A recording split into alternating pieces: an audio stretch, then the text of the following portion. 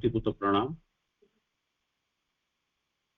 आज ऑनलाइन पाठचक्र जोग देथिबा समस्त अपा भाई माननकु मोर गोटे सप्ताह संचित नमस्कार। मोर विषय वस्तु माँ पुस्तकर मर्म कथा प्रथम अध्याय। अवश्य लेखा जी सेठी माँ पुस्तकर सारमर्म उभय जिनिस पाखापाखि समान मर्म कथा एवं सारमर्म, किंतु मु कहिबाकु चाहे पुंखानुपुंख भावरे माँ पुस्तकर समस्त विषय को वर्णना करे सारमर्म कहिबा अपेक्षा मते माँ पुस्तकर जो जिनिस मोर मर्म को आसी मोर हृदय को छुई अन्य माननकु केते परिमाण आकर्षित करिवो मु जाने ना, ताको मु उपस्थापना करिबाकु जाउछि। तेणु मु आलोचना शीर्षक रखिछि माँ पुस्तकर मर्म कथा। तो माँ पुस्तक जीवा पूर्व संपर्कित एक पूर्वापर संपर्क मु रखिबाकु चाहे एवं ठीक सेटा होउछि इफ मैनकाइंड ओनली कव a glimpse of what infinite enjoyment, what perfect foresight, what luminous riches of spontaneous knowledge, what wide calms of our being lie waiting for us in the tracks which our animal evolution has not yet conquered. They would leave all and never rise till they had gained these treasures. But the way is narrow, the doors are hard to force, and fear, distrust, and skepticism are there, sentinels of nature to forbid the turning of our feet from our ordinary pastures. आम यात्रा पथरे जो असीम आनंद, केड़े परिपूर्ण शक्ति, तत्पूर्त ज्ञानर जो ज्योतिर्मय प्रसाद आम सप्ताह केते प्रसारित प्रशांति आम पाई अपेक्षा करिछि। मानव जाति पलकटिए पे यदि से सब देखि पारंता जो सब ऐश्वर्य आम पशु प्रकृति विवर्तन क्रम रे जाय हासिल करि पारि नाही, तबे मनीष अन्य सबको तुच्छ करी ए सबु करगत हेबा पर्यंत चुपचाप रही पारंता नहीं। किंतु प्रथम संकीर्ण जोर करी दरजा करवा सहज नुहे एवं भय अविश्वास संदेह प्रकृतिर प्रहरी रूपे आमको तार गतानुगतिक चरा भूर मुह बुलाई से दिगरे अग्रसर होगाकू बारण कर। तेणु माँ कहते ये सच्चा अभिप्सु उपलब्धि दिगरे अग्रसर हवा निमंते जी प्रस्तुत से जीवन रे केबे ना केबे कौनसी ना कौनसी मुहूर्त रे उपरोक्त आनंदमय ऐश्वर्यर अनुभूति निश्चित भावरे पाइथिबो। अपा भाई माने एरा कहिबा तात्पर्य होउची जे मांक निकटरे निजको संपूर्ण भावरे समर्पण करि देइछि एवं जे प्रस्तुत से जिनिस पाइबा पई आज नहले काली काली नहले पोर दिन ए आनंदमय ऐश्वर्यर अनुभूति निश्चित भावरे पाइथिबे। एटी प्रश्न उठुछि मनीषर मूढ़तार करामती एमिति मनीष को जे अचिर पुनर्बार अलस अंध करदेव से निजर गतानुगतिक जन्म मृत्यु आधार को ही आदरी रहिब। जन्म किंचित सुख संतोष और पुनर्बार मृत्यु ए सुपरिचित मार्ग त्याग करने को से हब अनिच्छुक भिन्न किसी करने को डर लगे। किंतु डर कहा पाई एटी प्रश्न उठुची डर कहा पाई से प्रश्न ऊपर को तार ध्यान जाए नहीं। अज्ञान मुक्ति पाई डर अचेतन जन्म मृत्यु प्रणाली बंदीशाल मुक्ति पाइबा पाई डर डर सबुठी रही।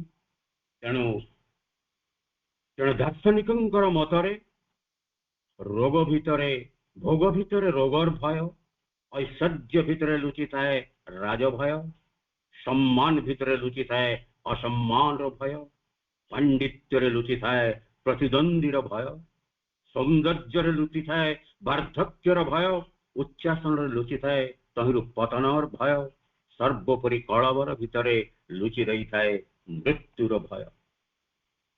किंतु एसबू डर प्रश्न उठुची, एसबू डर क्या? जदि आमे सेठी को निजकू निमज्जित करदेवा, मांकर धारारे निजे प्रवेश करिजिबा, ताहाले डर बोली गोटे जिनिस आम भितर आदौ रहिबो नाही एवं आमे स्वतसिद्ध भाव में गोटे मनीष होइजिबा, जहाँकि मां को धारारे अनुप्राणित हवा एवं मां जहाँ चाहिए ठीक से धारारे आमे निजको अनुप्राणित करि परिबा। तेणु डरर मुक्तिशालारू बंदी पाइबाकू हेले, जो डर आमको बंदी कर रखी से बंदीशाला मुक्ति पाइबाकू हेले आमको मांकर निकटवर्ती हवाकू पड़िबो। एवं मांकर निकटवर्ती हवाकू हेले जो कथा कह जाउची, आमे यदि गोटाए पाद आगकू जीवा, मां आम निकटरे दी पाद आहुरी माड़ी आसबे आगकू।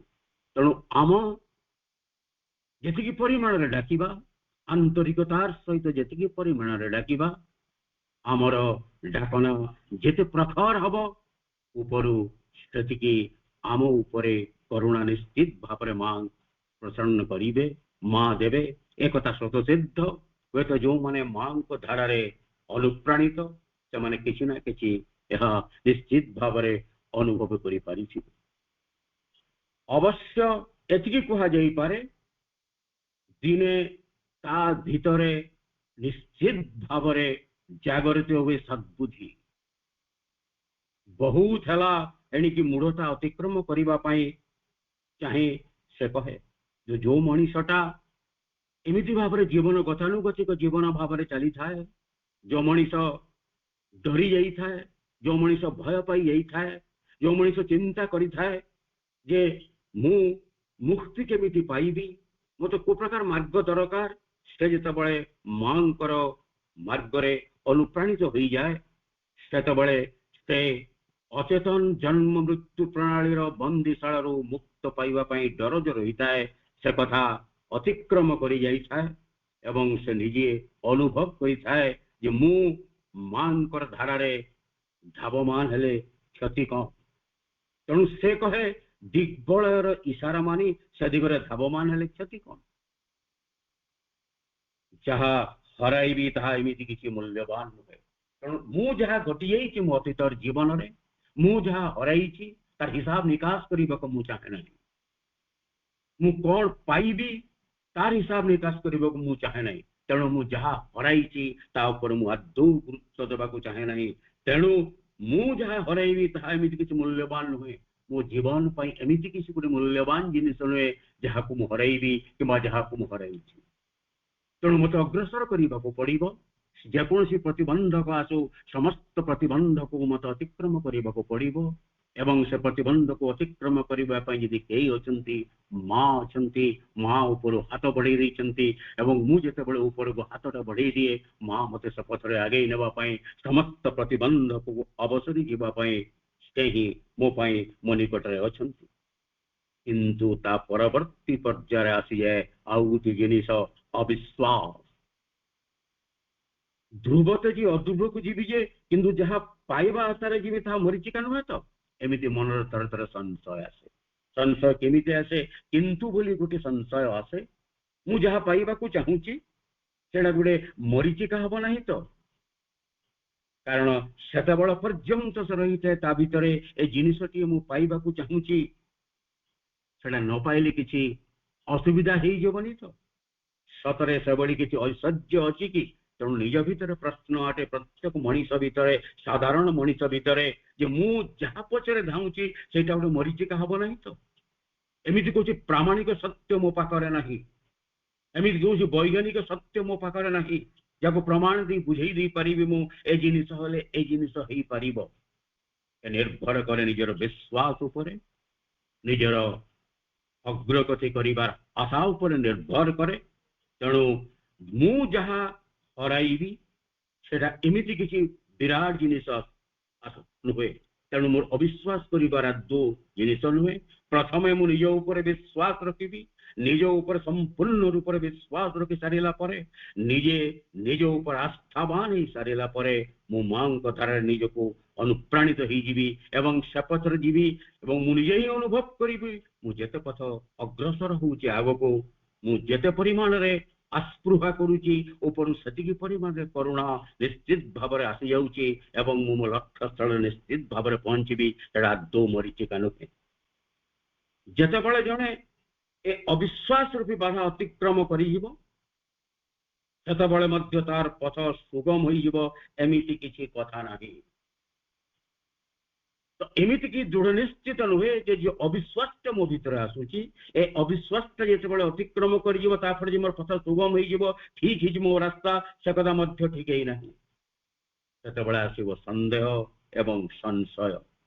এই ସନ୍ଦେହ ଓ ସଂଶୟ ସହିତ ଜଡ଼ିତ ମଣିଷର ଅହଂ, ତଥାକଥିତ ବାସ୍ତବ ବୁଦ୍ଧି, ଜୀବନରେ ଯାହାର ପ୍ରତ୍ୟକ୍ଷ ପ୍ରମାଣ ସେ ପାଇନାହିଁ, ତାକୁ ବା ସେ କେମିତି ବିଶ୍ୱାସ କରି ସେ ଦିଗରେ ଧାବମାନ ହେବ। ଜଗତା କିଛି ସମୟ ପୂର୍ବରୁ ମୁଁ କହୁଥିଲି ଏମିତି କୌଣସି ବୈଜ୍ଞାନିକ ପ୍ରମାଣ ନାହିଁ, ଆମେ ଏମିତି ଭାବେ ପ୍ରମାଣ କରିଦେଇ ପାରିବା ନାହିଁ the two molecules of hydrogen will combine the two molecules of oxygen water will form, ଯାହାକୁ ଆମେ ଗୋଟେ ବିଜ୍ଞାନରେ ପ୍ରମାଣ କରି ଦେଖେଇ ଦେଇ ପାରିବା, ସେମିତି ଜିନିଷ ପ୍ରମାଣ କରି ଦିଆଯାଇ ପାରିବ ନାହିଁ। କିନ୍ତୁ ଯେତେବେଳେ ମଣିଷ ନିଜ ଅନୁଭବ କରିବ, ନିଜ ଉପଲବ୍ଧି ସେତେବେଳେ ଆସିବ ଏବଂ ସେତେବେଳେ ସେ ନିଜ ଭିତରେ ଯିବା ଯୋଉ ଅବିଶ୍ୱାସ, ଯୋଉ ସନ୍ଦେହ, ଯୋଉ ସଂଶୟ ନିଶ୍ଚିତ ଭାବରେ ଦୂର ହୋଇଯିବ।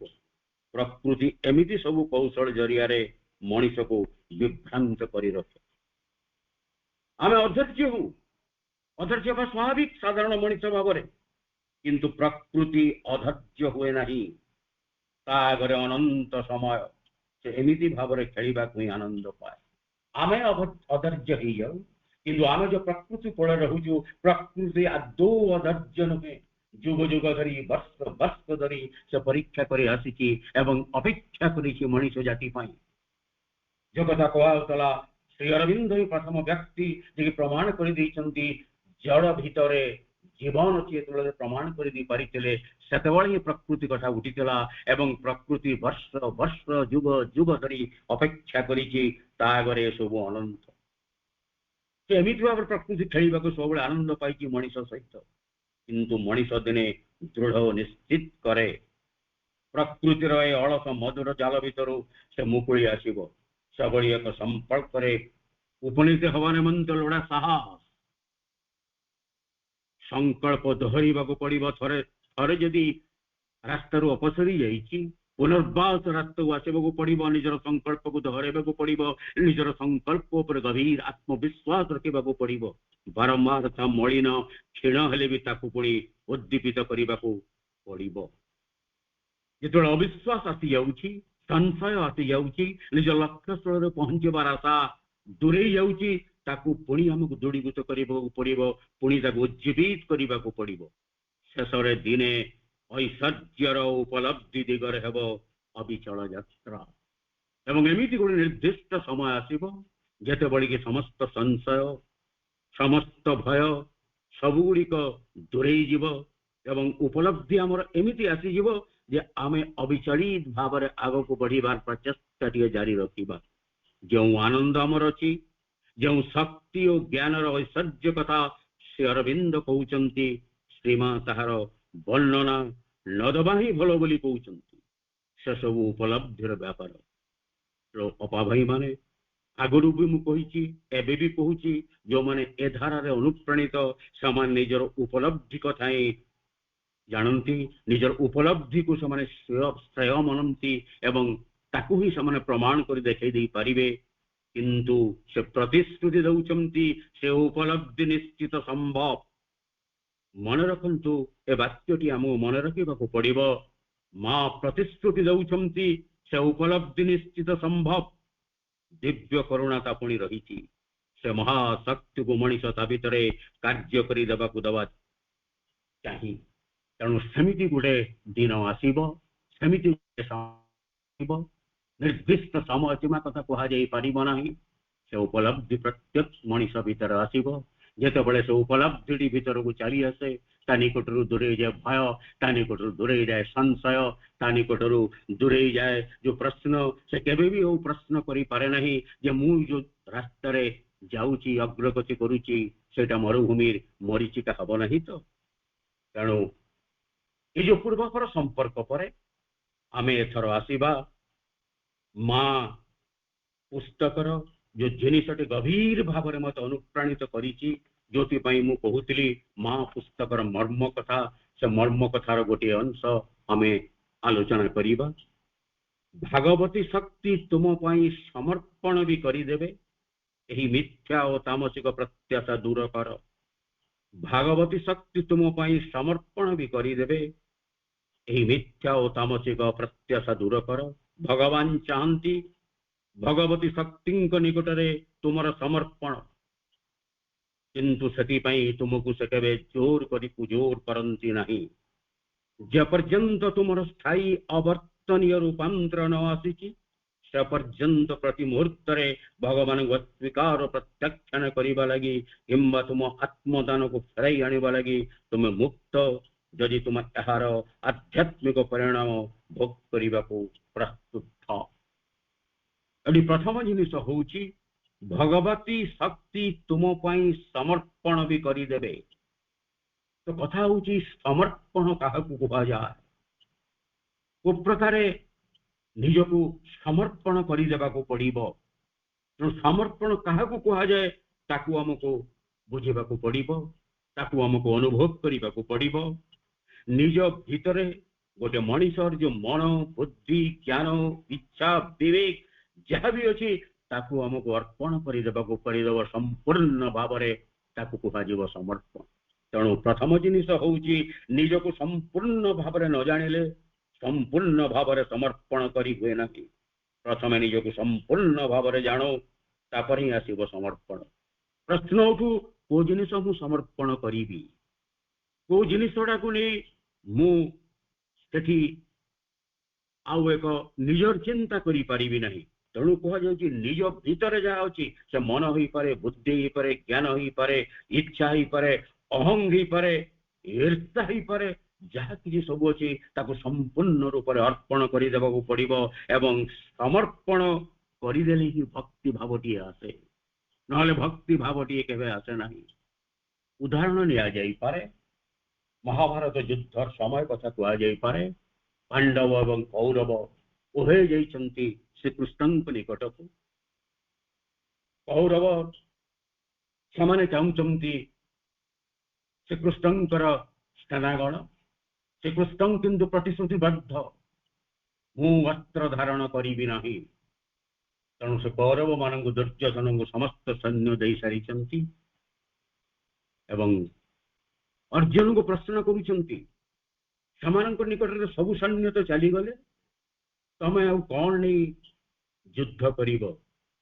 अर्जुन सेत बड़े कहते श्रीकृष्ण पाद धरी मु केवल तुमको चाहे तो मोर किसी आवश्यकता नहीं। मु निजक संपूर्ण भाव में तम निकट समर्पण कर मो द्वारा युद्ध आदौ नियंत्रित हम नहीं। आपण द्वारा ही युद्ध नियंत्रित हम। आपण जहाँ चाहिए ता ही हम। आपण कथा ही चालित हम। मोर किसी नहीं। उठा बसवा खाइबा युद्ध करवा जहाँ किसी करवा से सबुर दायित्व आपणकर आपण ही से गुरु दायित्व बहन एवं आपणकर निर्देश सब चलो। कारण से अर्जुन निमित्त मात्र अर्जुन केवल नाटी रही परिचालित हम श्रीकृष्ण द्वारा हम। तेणु से संपूर्ण भाव अर्जुन समर्पण कर निजर प्रिय सखा श्रीकृष्ण निकटरे महाभारत युद्ध। यदि प्रश्न उठी पारे अन्य एक जिनिस आसी पारे पुरुष सभा जिते द्रौपदी वस्त्र हरण होउची द्रौपदी निजर वस्त्र को जाबड़ी धरी दुशासन जो वस्त्र हरण करुँच से कहते हूँ मोर वस्त्र को मुझे जाबड़ी धरले निज को रक्षा करदेवी किंतु संभव हो पारि नहीं। जेते बड़े संभव हो पारे ऊपर को हाथ टेकी संपूर्ण भाव श्रीकृष्ण निकट निज को समर्पण कर समर्पण भाव चली आसी ସେତେବେଳେ ଆବଶ୍ୟକ ପଡ଼ିନାହିଁ ନିଜର ବସ୍ତ୍ରକୁ ସଂକଳିବା ପାଇଁ। ସେତେବେଳେ ଦ୍ରୌପଦୀଙ୍କ ମନରେ ପ୍ରଶ୍ନ ଉଠୁଛି, ଏଠି ଯଦି ଜଣେ ନାରୀ ଦ୍ରୌପଦୀ କେବଳ ଉଲଗ୍ନ ହବ ନାହିଁ, ସାରା ସମାଜ ଉଲଗ୍ନ ହବ, ସାରା ଇତିହାସରେ ତମ ନାଁ ରହିଯିବ ଯେ ଗୋଟେ ନାରୀକୁ ସମ୍ମାନ ଦେବା ପାଇଁ ଯାହା ନିକଟରେ ନିଜକୁ ସମର୍ପଣ କରିଦେଇଛି ସେ ଅସମର୍ଥ। ତେଣୁ ଆପଣମାନେ ନିଜଙ୍କର ଅନୁଭୂତି ଥିବ, ଆପଣମାନେ ବି ଯେତେବେଳେ ଯାଆନ୍ତି ମନ୍ଦିରକୁ, ସେ ଜଗନ୍ନାଥ ମନ୍ଦିର ହେଇପାରେ, ଯେକୌଣସି ସ୍ଥାନକୁ ଯାଉନୁ, ଆମେ ଦୁଇ ହାତ ଉପରକୁ ଟେକି ଦଉ। ଉପରକୁ ଟେକି ଦେବା ଅର୍ଥ ହଉଛି, ଏ ବିଶ୍ୱ ନିୟନ୍ତା ତୁମ ନିକଟରେ ମୁଁ ନିଜକୁ ସମ୍ପୂର୍ଣ୍ଣ ଭାବରେ ସମର୍ପଣ କରିଦେଇଛି। ମୋରି ଇଚ୍ଛାରେ କିଛି ନାହିଁ, ମୋର ଇଚ୍ଛାରେ କିଛି ଚାଲିବ ନାହିଁ, ମୁଁ ମୋର ଇଚ୍ଛାକୁ ବଳିଦାନ ଦେଇ ଦଉଛି। ଯାହା କିଛି ଚାଲିବ ତମରି ଇଚ୍ଛାରେ, ଯାହା କିଛି ହବ ତମ ଦ୍ୱାରା ହିଁ ହବ। ଯୋଉ ରାସ୍ତା ଦେଖାଇଦେବ ସେ ରାସ୍ତାରେ ମୁଁ ଚାଲିବି। ମୋ ପାଇଁ ନିର୍ଦ୍ଦିଷ୍ଟ କୌଣସି ରାସ୍ତା ନାହିଁ, ମୋ ପାଇଁ ନିର୍ଦ୍ଦିଷ୍ଟ କୌଣସି ଗତିପଥ ନାହିଁ। ମୁଁ ନିର୍ଦ୍ଦିଷ୍ଟ ଲକ୍ଷ୍ୟସ୍ଥଳରେ ପହଞ୍ଚିବାକୁ ହେଲେ ତମେ ହିଁ ମୋତେ ରାସ୍ତା ଦେଖେଇବ, ତମେ ହିଁ ମୋ ପାଇଁ ସବୁ କିଛି। ମୁଁ ଉଠିଲେ, ବସିଲେ, ଖାଇଲେ, ଯାହା କିଛି କଲେ ବି ସବୁ ନିକଟରେ ମୁଁ ତୁମକୁ ସେଠି ଦେଖିବି ଏବଂ ତମେ ହିଁ ମୋର এই নিয়ন্ত্রণ ধারা ভিতরে ତମେ ହିଁ ମୋତେ ନିୟନ୍ତ୍ରିତ କରିବ, କାରଣ ମୁଁ ତୁମକୁ ସମ୍ପୂର୍ଣ୍ଣ ରୂପରେ ମୁଁ ନିଜକୁ ତମ ନିକଟରେ ସମର୍ପଣ କରିଦେଇଛି। ତେଣୁ ଅପାଭାଇ ମାନେ ଏଠି କୁହାଯାଇପାରେ ରାଧା ଶ୍ରୀକୃଷ୍ଣଙ୍କ ନିକଟରେ ସମ୍ପୂର୍ଣ୍ଣ ଭାବରେ ସମର୍ପଣ କରିଦେଇଥିଲେ। ସେ ଚାହିଁଥିଲେ ଶ୍ରୀକୃଷ୍ଣଙ୍କ ନିକଟରେ ଲୀନ ହୋଇଯିବାକୁ। ତେଣୁ ସେଇ ଯୋଉ ସମର୍ପଣ ଭାବ ଆସିଛି, ପ୍ରତ୍ୟେକ ମଣିଷ ନିକଟରେ ସେ ପ୍ରକାର ସମର୍ପଣ ଭାବ ଆସିବା ନିତାନ୍ତ ଭାବରେ ଦରକାର। ଏଠି ଆଉ କିଛି ଛୋଟ କଥା କୁହାଯାଇପାରେ। ଛୋଟ ଛୁଆଟିଏ ଜନ୍ମ ହେଇସାରିଲା ପରେ ମା ଛୁଆଟିର ଯତ୍ନ ନେଉଛି। ଛୁଆ ଜାଣେ ନାହିଁ ଭୋକ କଣ, ଛୁଆ ଜାଣେ ନାହିଁ ଯେ କଣ ଖାଇଲେ ଭୋକ ମରିଯିବ। ଭୋକ କଥା ଛୁଆ ଜାଣେ ନାହିଁ। ଛୁଆ ଜାଣେ ନାହିଁ ପରିଶ୍ରା କରିବାକୁ ପଡିବ, ଛୁଆ ଜାଣେ ନାହିଁ ଝାଡା ଯିବାକୁ ପଡିବ। ସବୁ ଜିନିଷ କିଏ କରେ? ମାଟିଏ କରେ। ଏବଂ ପରବର୍ତ୍ତୀ ପର୍ଯ୍ୟାୟରେ ଛୁଆଟି ଯେତେବେଳେ ବଢିଯାଏ, ବଡ ହେଇଯାଏ, କିଛି ଜିନିଷ ଜାଣେ, ଅନ୍ତତଃ ଖାଇବା ଜିନିଷଟା ଜାଣେ। କାରଣ ଯୋଉ ଛୁଆଟି ଖାଇବାକୁ ମାଆକୁ ମାଗୁନଥିଲା, ଖାଇବା କଣ ଜାଣିନଥିଲା, ସେ ନିଜେ ଖାଇବା ଆରମ୍ଭ କରିଦେଇଥିଲା। ସେ ପ୍ରକ୍ରିୟାଟି ଆରମ୍ଭ ହେଇଗଲା ପରେ ସେ କିଛି ଅଂଶ ମା ତା ଉପରେ ଛାଡ଼ିଦିଏ ଏବଂ ଅନ୍ୟ ଜିନିଷ ଉପରେ ସେ କାର୍ଯ୍ୟ କରେ। ପରବର୍ତ୍ତୀ ପରେ ଆଉ ଟିକେ ବଡ ହେଇଯାଏ, ଆଉ ଟିକେ ବଡ ହେଇଯାଏ ଏବଂ ସମ୍ପୂର୍ଣ୍ଣ ଭାବରେ ବଡ ହେଇଗଲା ପରେ ନିଜର ସମସ୍ତ କାମ ନିଜେ କରିସାରିଲା ପରେ ମା ତାକୁ ସମ୍ପୂର୍ଣ୍ଣ ରୂପରେ ସ୍ୱାଧୀନ ଦେଇଥାଏ ନିଜ କାର୍ଯ୍ୟ କରିବା ପାଇଁ। ତେଣୁ କିଛି ଦାର୍ଶନିକ ମତ ବ୍ୟକ୍ତ କରିଛନ୍ତି, ଯୋଉଠି କୁହାଯାଉଛି ଯେ ଆମେ ଯଦି ଶତକଡ଼ା 10 ଆମେ ନିଜ କାମ କରିବା ମଣିଷର କ୍ରମ ବିକାଶ ଭିତରେ, ସେଠି ମା ପରବର୍ତ୍ତୀ 10 କରେ। ଯଦି 20 କରିବା, ମା 20 କରେ। କିନ୍ତୁ ଏଠି ମା କହିଲେ ଜଗତ ଜନନୀ କରୁଣାମୟୀ ମାଙ୍କୁ ବୁଝାଯାଉଛି। ତେଣୁ ଏଠି ଏକ ପ୍ରକାର ଅନ୍ୟ ପ୍ରକାର ଭୂମିକା ନିଆଯାଇଛି। ଆଗରୁ ବି ଆପଣମାନଙ୍କର ଆଲୋଚନା କଲାବେଳେ ମୁଁ କହୁଥିଲି ଯେ ଆମେ ଯଦି ଗୋଟେ ପାଦ ଆଗକୁ ଯିବା, ସେଠୁ 2 ପାଦ ମା ଆସିବେ। ଆମେ ଯଦି 4 ପାଦ ଯିବା, ସେଠି 6 ପାଦ ମାଡ଼ି ଆସିବେ ଏବଂ ସେଠୁ ହିଁ ଆମେ ସମର୍ପଣ କରିଦେଲେ କୃପାଟିଏ ଆସେ ଏବଂ ଭକ୍ତିଟିଏ ଆସେ। ଏକଥା କହିବା ହିସାବରେ କହିଲା ବେଳେ ମୁଁ ଆପଣମାନଙ୍କୁ ଗୋଟିଏ କଥା କହିବି। ମୋର ପ୍ରିୟ ଲେଖକ ଦାର୍ଶନିକ ମନୋଜ ଦାସଙ୍କର ଏକ ଉକ୍ତି ଏଠି ମୋର ମନେ ପଡୁଛି। ଗୋଟିଏ ମେଳାରେ ଛୁଆଟିଏ ହଜି ଯାଇଛି, ମାକୁ ପାଉନାହିଁ। ଛୁଆଟି ଯେତେବେଳେ କାନ୍ଦୁଛି, ଲୋକମାନେ ଛୁଆଟିକୁ ନେଇଯାଇଛନ୍ତି ପୋଲିସ ନିକଟକୁ। ପୋଲିସ ପଚାରୁଛି ଛୋଟ ଛୁଆଟିକୁ, ତୋ ମା ଦେଖିବାକୁ କିପରି? ସେ ବିଭିନ୍ନ ପ୍ରକାର ଅଙ୍ଗଭଙ୍ଗ କରି, ବିଭିନ୍ନ ପ୍ରକାର ଜିନିଷ କରି ଯାହା ବତାଇଲା, ତାର ଗୋଟିଏ ବାକ୍ୟରେ ଉତ୍ତର ହଉଛି, ପୃଥିବୀର ସବୁଠାରୁ ସୁନ୍ଦରତମ ମହିଳା ହଉଛି ମୋର ମା। ଅପଭାଇ ମାନେ ଏଠି କହିବାର ତାତ୍ପର୍ଯ୍ୟ ହଉଛି, ଆପଣଙ୍କୁ ଯଦି ପ୍ରଶ୍ନ କରାଯିବ ଆପଣଙ୍କର ମାର ସୌନ୍ଦର୍ଯ୍ୟ କିପରି, ମୁଁ ଆପଣମାନଙ୍କୁ କହିବି ଅଭିଧାନରେ ଏମିତି କୌଣସି ଶବ୍ଦ ନାହିଁ ଯୋଉ ଶବ୍ଦକୁ ନେଇ ଆପଣମାନଙ୍କର ମା ରୂପ ବର୍ଣ୍ଣନା କରିପାରିବେ। ଏବଂ ଏଠି ଯୋଉ ମା କଥା କହୁଛୁ, କରୁଣାମୟୀ ମା, ଜଗତ ଜନନୀ ମା, ସାରା ପୃଥିବୀର ମା, ତେଣୁ ପୃଥିବୀରେ ସେ ମାଙ୍କ ରୂପ ବର୍ଣ୍ଣନା କରିବା ପାଇଁ ଆମ ନିକଟରେ ଶବ୍ଦ ନାହିଁ ଏବଂ ସେ ମାଙ୍କର କରୁଣା ଅପାର କରୁଣା ଆମ ଉପରେ ପଡୁଛି ଏବଂ ସେ ଅପାର କରୁଣା ହିଁ ଆମକୁ ଆଗେଇ ନେବାର ପ୍ରୟାସରେ ଜାରି ରଖିଛି। କେବଳ ଗୋଟିଏ ଜିନିଷ ଅଛି, ଆମକୁ ସମ୍ପୂର୍ଣ୍ଣ ଭାବରେ ସମର୍ପଣ କରିଦେବାକୁ ପଡିବ।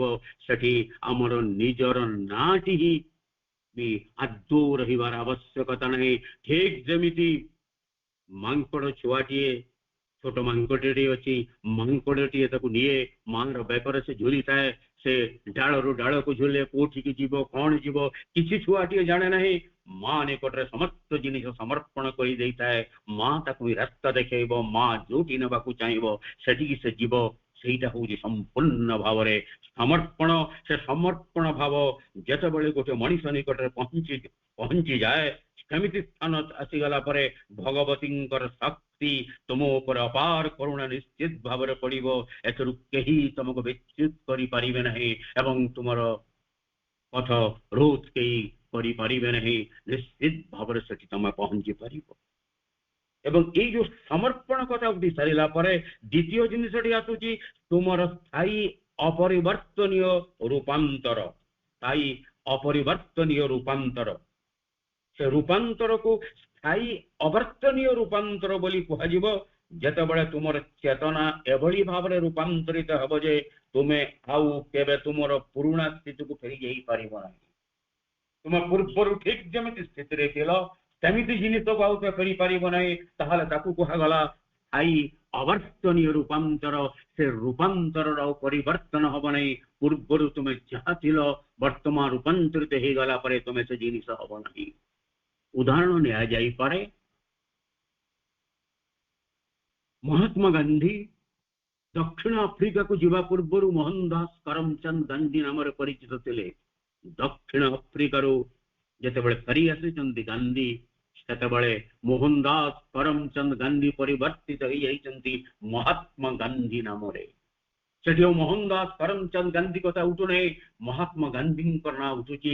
ଜାତିର ପିତା ମହାତ୍ମା ଗାନ୍ଧୀଙ୍କ ନାଁ କୁହାଯାଉଛି। ସେଇଟା ହଉଛି ସ୍ଥାୟୀ ଅବର୍ତ୍ତନୀୟ ରୂପାନ୍ତର। ସେ ରୂପାନ୍ତର ପୂର୍ବରୁ ଯାହା ଥିଲେ ସେଠି ଆସିବ ନାହିଁ। ଶ୍ରୀ ଅରବିନ୍ଦଙ୍କୁ ଯେତେବେଳେ କୁହାଯାଉଥିଲା ଗୋଟେ ଟେରରିଷ୍ଟ, ବ୍ରିଟିଶ ସରକାର ତାକୁ ଯେତେବେଳେ ଆଲିଗଡ ଜେଲରେ ଭରି ଦିଆଗଲେ ଏବଂ ଆଲିଗଡ ଜେଲରୁ ଯେତେବେଳେ ଶ୍ରୀ ଅରବିନ୍ଦ ବାହାରି ପଡିଛନ୍ତି, ସେତେବେଳେ ମହାଯୋଗୀ ଶ୍ରୀ ଅରବିନ୍ଦ, ଗତ ଥର ବି କହିଥିଲି, ଆଜି ମୁଁ ଆପଣମାନଙ୍କୁ ନିକଟ ସେଇ ଗୋଟିଏ ବାକ୍ୟ ନିଶ୍ଚିତ ଭାବରେ କହିବି, ଦି ଭଏସ୍ ଇନକାର୍ନେସନ ଅଫ ଇଣ୍ଡିଆନ ସୋଲ। ଭାରତୀୟ ଆତ୍ମା ଯଦି କାହାକୁ କୁହାଯାଏ ସେ ହଉଛନ୍ତି ଶ୍ରୀ ଅରବିନ୍ଦ। ଏବଂ ସେଇଟା ହଉଛି ଆମର ସ୍ଥାୟୀ ଅବର୍ତ୍ତନୀୟ ରୂପାନ୍ତର। ଯୋଉ ରୂପାନ୍ତର ତ ଆମର ଘଟିଯାଇଛି ତାକୁ ପରିପୂର୍ଣ୍ଣ ଭାବରେ ଘଟିଯାଇଛି। ତେଣୁ ପରିବର୍ତ୍ତନଟି ଏତେ ପରିପୂର୍ଣ୍ଣ ଭାବରେ ସଂଗଠିତ ହୋଇଥାଏ ଯେ ତୁମେ ଆଗରୁ ଯାହା ଥିଲ ସେପରି ହବା ସମ୍ପୂର୍ଣ୍ଣ ଅସମ୍ଭବ ହେଇପାରେ। ଆମେ ଆହୁରି ଛୋଟ ଭାବରେ ଏଠି ଆମେ ଆଲୋଚନା ବି କରିଦେଇ ପାରିବା। ଆମେ ନାଟକଟିଏ ଦେଖୁଛୁ, ଆମେ ସିନେମାଟିଏ ଦେଖୁଛୁ। ନାଟକଟିଏ ଦେଖିଲା ବେଳେ ଗୋଟେ ଚରିତ୍ର, ଗୋଟେ ଅଭିନେତା ଗୋଟେ ଚରିତ୍ରକୁ ଏମିତି ନିଖୁଣ ଭାବରେ କରୁଛି ଯେ ଆମେ ସେ ଭିତରେ ମଜ୍ଜି ଯାଇଛୁ। ଆମେ ସେ ଅଭିନେତାର ନାଁ ଜାଣିଥିଲା ବେଳେ ମଧ୍ୟ ତାକୁ ଭୁଲି ଯାଇ ନାଟକରେ ଯୋଉ ଚରିତ୍ରରେ ଅଭିନୟ କରୁଛି ସେ ନାଁଟି ଆମେ ତାକୁ ଦେଖୁ। ଏ ନାଟକଟି ଯେତେବେଳେ ସରିଯାଇଛି ପରବର୍ତ୍ତୀ ପର୍ଯ୍ୟାୟରେ ଆମେ ତାକୁ ଯେତେବେଳେ ଦେଖୁ, ଆମେ ତା ନାଁ ଧରି ଡାକୁ। ସେପରି ପ୍ରକାର ପରିବର୍ତ୍ତନକୁ ଅପରିବର୍ତ୍ତିତ ପରିବର୍ତ୍ତନ କୁହାଯାଇପାରେ ନାହିଁ। ସେଟା ମାର କେବଳ କ୍ଷଣିକ ସମୟ ପାଇଁ। କିମ୍ବା ସିନେମାରେ ଆମେ ଯୋଉ ଅଭିନୟ ଦେଖୁ, ସେ ଯେକୌଣସି ଅଭିନେତା ହୁଅନ୍ତୁ, ସିନେମାରେ ସେ ଅମିତାଭ ବଚ୍ଚନ ହୁଅନ୍ତୁ, ଶାହରୁଖ ଖାନ ହୁଅନ୍ତୁ, ଯିଏ ବି ହୁଅନ୍ତୁ, ଏତେ ଜୀବନ୍ତ ଭାବରେ ଅଭିନୟ କରନ୍ତି ଯେ ଆମେ ଭୁଲି ଯାଉ ଯେ ଏଇଟା ଅମିତାଭ ବଚ୍ଚନ କିମ୍ବା ଏଇଟା ଆଉ କିଏ ଜିନିଷ ବୋଲି ଆମେ ଭୁଲି ଯାଉ। ସେତେବେଳେ ଆମେ ସେ ଚରିତ୍ର ହିଁ ତାଙ୍କୁ ଦେଖୁ ଏବଂ ସେଟା କିଛି ନିର୍ଦ୍ଧାରିତ ସମୟ ପାଇଁ, ସେଟା ସାରା ଜୀବନ ପାଇଁ ନୁହେଁ। ତାକୁ ଆମେ ଅପରିବର୍ତ୍ତନୀୟ ରୂପାନ୍ତର ବୋଲି କହିବା ନାହିଁ। That is temporary. କିନ୍ତୁ ଏଠି ଯୋଉ କହୁଛନ୍ତି ଶ୍ରୀ ଅରବିନ୍ଦ ଅପରିବର୍ତ୍ତନୀୟ ରୂପାନ୍ତର ଇଜ ପରମାନେଣ୍ଟ। ଏହାକୁ ଆଦୌ ଆମେ କିଛି ସମୟ ପାଇଁ ପରିବର୍ତ୍ତନ ହେଲା ବୋଲି ଆମେ କହିପାରିବା ନାହିଁ। ତେଣୁ ଏ ପ୍ରକାର ଜିନିଷ ଯେ ପର୍ଯ୍ୟନ୍ତ ନ ଆସିଛି ସେ ପର୍ଯ୍ୟନ୍ତ ଆମର ଏଇ ଯୋଉ କଥା କହୁଛୁ, ଆମର ସମସ୍ତ ଜିନିଷ, ଆମର ସମସ୍ତ ଗୁଣାବଳୀ, ମନ, ବୁଦ୍ଧି, ବିବେକ, ଜ୍ଞାନ, ଈର୍ଷା, ଅହଂ, ସବୁ କିଛିକୁ ଆମେ तांको निकटरे अर्पण करि परिबा नाही जे पर्यंत आम भीतर प्रचुर परिमाण पुंजी रहितबो आमे करि परिबा नाही जे पर्यंत आमे स्वतःसिद्ध प्रमाणटी आमे चाहुतबा एटा हेले ए जिनिस हबो से पर्यंत आमे निजको परिवर्तन करि परिबा नाही किंबा आम संपूर्ण भावरे समर्पण करि परिबा नाही एपरि कथा कुआ जाई परिछि एथि मध्य कुआ जाई कि महापुस्तकरे रूपांतर आंशिक मध्य होई पारे पूर्ण भावरे रूपांतर होई न पारि आंशिक भावरे रूपांतर होई पारे श्री अरविंद एठारे जो रूपांतर कथा कहउचंती ताहा चेतनार ओलट पालट एडी चेतना कथा को आसुची चेतनार ओलट पालट को रूपांतर कहा जाए अहं मध्यरे जड़ित होई रहिबा और व्यक्तिगत संतोष विधान दिगरे अभिमुखी होई रहिबा परिवर्ते चेतना समर्पण भाव सह भगवान अभिमुखी होई रहे तेणु श्री अरविंद अति स्पष्ट भाव में बुझे कहते जे प्रथम अवस्था ए समर्पण हुए आंशिक भी हुई पाए आम जो कथा कहू संपूर्ण समर्पण प्रथम अवस्था श्री अरविंद कहते जे एई समर्पण आंशिक हो पारे एपरी किछि अंश तांती निज भितरे सेमाने संपूर्ण भाव में समर्पित होई पारंती नहीं किछि अंश समर्पित हो जाए एवं किछि अंश समर्पित न होई रही जाए तेणु जेतेबेले समग्र सत्ताटी संपूर्ण भाव में निजर जावतीय क्रियाकलाप क्षेत्र निजको समर्पण कर दिए सेतेबेले ये ताको स्थायी अवर्तनीय बोली कहा जाए तेणु कहा जाउची अपा भाई माने जे आंशिक जो परिवर्तन हो गला किंतु आंशिक समर्पण को आमे समर्पण कहिबा नाही आमको पूर्णांग भाव में समर्पण कर देबा को पड़िबो निजे किछि पाइबा पाई निजे किछि पार्थिव दुनिया रे हासिल करिबा पाई आमे जदि समर्पण करिछु बोली निजको निजे कहिबु एवं मु समर्पित बोली मु कहिबी ताहाले मु आदौ समर्पित होई नाही तेणु प्रथम रु आपण मानू कहिछि प्रथमे निजको पुंखानुपुंख भाव में देखा पड़ो निजको संपूर्ण भाव में न जानिले संपूर्ण भाव में समर्पण करी हुए नहीं से विश्व नियंता निकटरे तेणु ये जो कथा कहुची स्थायी अवर्तनीय रूपांतर नदीटी बही बही जाऊँगी अनेक नदी बही जाऊँगी समुद्र मिशी गला परे नदी तार अस्तित्व हराई जाए पुनर्बार फेरी आसी नदीटी हुए नहीं समुद्र से लीन हो जाए तेणु पुनर्बार कई नदीर ना नहीं से गतिपथ बदले आउ फेरी आसे नहीं जहाँ को कह जाऊँगी आमे कहीपर संपूर्ण अवर्तनीय रूपांतर से रूपांतर आउ बदली पार नहीं तेणु श्री अरविंद मध्य मानी प्रथम स्तर आरंभ समर्पण आंशिक हो पारे किंतु परवर्ती पर्याय आमे संपूर्ण भाव निजको समर्पण करदेवा जहाँ को कह जाए एक अवर्तनीय स्थायी अवर्तनीय बोली आमे कहीपर तेणु रूपांतर आमर स्थायी अवर्तनीय हवा उचित एवं समर्पण संपूर्ण भाव निजको समर्पित करदेवा पड़ो एथिपाई केही तुमको जोर जबरदस्ती करेंगे ना एथिपाई केही हमको जोर करना एथिपाई कौन भगवती शक्ति हमको जोर करना तेणु आमे निजको निजे ही चिंता करने को पड़ो निजको निजे ही आविष्कार करने को पड़ो निज भीतर जिनिस को देखा पड़ो तापर ही हमको समर्पण कर दि पार एवं आउ एक अंश रोचे एक जड़ निष्क्रियता को अनेक समय यथार्थ समर्पण बोली भूल करा जाए जहाँ माँ बही अच्छी एक जड़ निष्क्रियता को अनेक समय यथार्थ समर्पण बोली भूल करा जाए किंतु कौन सी जड़ निष्क्रियता मध्य कौन सी यथार्थ शक्तिशाली वस्तुर उद्भव हो न था भौतिक प्रकृतिर जड़ निष्क्रियता ही यह जावतीय अंधकारमय और अदिव्य प्रभाव शिकार हवा लगी छाड़ी दे था भागवती शक्ति जो कार्य करती से दरकार एक आनंद समर्थ और सहयोगी आत्मसमर्पण प्रश्न उठुची ये जो उक्ति एक आनंद समर्थ और सहयोगी आत्मसमर्पण आमे खुशी बा आनंद कहले कौन बुझू शक्ति व सामर्थ्यवान कहले कौन बुझाए से कथा आमे जानू तो आमे से कथा जानू ना हो आम कथा संध्यान हो जाइए सहयोग बा सहायक हो उठिबार अर्थ कौन तेणु कथा हूँ समर्पण अर्थात भगवान निकट आत्मदान हवा उचित शक्ति सामर्थ्य युक्त दुर्बलता अथवा कौन प्रकार असमर्थ द्वारा प्रेरित हुई निजको कहा पाखरे समर्पण करदेवा उचित नुहे जहा हवा उचित सक्रिय शक्तिशाली एवं संकल्प ताहार प्रभाव रे प्रभावित हुई एक दुर्बल मुहूर्त रे आमे से पशिजे बेसी दूर अग्रसर ही हुए ना तेणु आमे निजको बुझा पड़ो कहारी द्वारा आमे प्रेरित हवा नहीं आमे से एक सक्रिय शक्तिशाली संकल्प से आगे पड़ो ए समर्पण जेपरी आलस्य भरा न हुए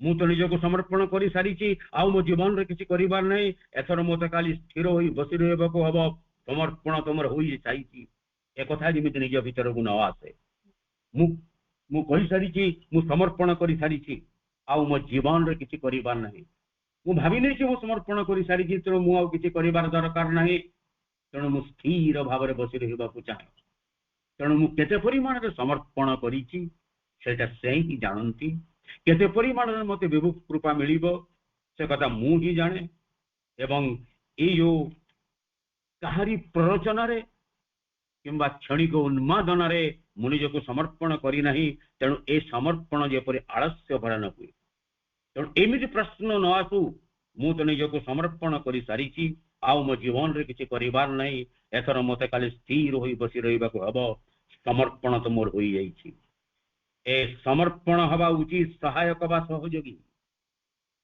अर्थ हवा उचित सक्रिय सत्तार रूपांतर साधन ही यार कार्य होई रहबा उचित तेणु मोर जो समर्पण संपूर्ण भाव में मोर समर्पण हवा उचित संपूर्ण भाव में निजको समर्पित मु करदेवी तेणु मु केबे निजको प्रश्न करि परिबि नाही जे मु तो समर्पित हो सारी मोर किसी अधिकार करिबार नाही तेणु एटी मु चुपचाप निरंतर भाव में बसी रही निजको उपलब्धि करी सफलता हो ना अपा भाई मैंने मु मोर शत पर्यायर पहुंची सारी तेणु कह जाइछि तुमर समर्पण हवा उचित एक जीवंत सत्तार समर्पण जड़ स्वयंक्रियता व यांत्रिक उपकरण नुहे तेणु ये जो समर्पण यहाँ एक यांत्रिक समर्पण हम ना स्वयं संपूर्ण भाव में निजको समर्पण करदेवाक पड़ो स्वयं संपूर्ण भाव में निजको समर्पण कर सारे विभु कृपा निश्चित भाव से मिल